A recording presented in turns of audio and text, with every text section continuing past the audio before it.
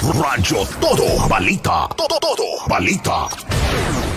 Pansamantalang hindi nakadaan ang lahat ng klase ng behikulo sa ilang bahagi ng Altavas kaninang umaga. Ito ay dahil sa mataas na level ng tubig baha, dulot na walang tigil na pag-ulan sa lalawigan ng Aklan. Kaninang umaga, bandang alas 6:20 ay hindi madaanan ang bahagi ng Barangay Manop Altavas at Barangay Manop Batan. Nalubog din sa baha ang Altavas Elementary School. Pansamantala ring tumigil ang mga sasakyan sa bahagi ng Crossing Dalipdip Altavas dahil sa pagbaha. Ilang oras na na-stranded ang mga pasahero sa nasabing lugar dahil sa hindi makatawid ang lahat ng klase ng mga sasakyan. Ayon sa isang residente na nakapanayam ng Radyo Todo, bandang alas 6 kaninang umaga ay napansin nilang biglang pagtaas ng tubig baha dahil sa tuloy-tuloy na pag-ulan sa lalawigan.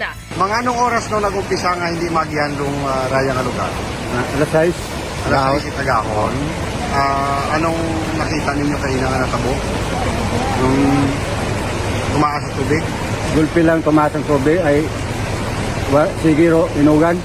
Sige inulan. Oo. Ilang oras? Ilang adlaw nga sige ulan? Pabugso-bugso imaw pero mabasbog. Pero may maniyara ka baha? O permira kung basta mabasbog ugan. Saan orong last time na nagbaha ira?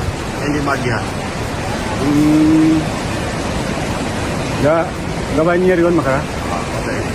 Samantala, sinospende rin ang klase sa lahat ng antas sa bayan ng Altavas, gayon din ang mga pasok sa trabaho mapapribado man o gobyerno.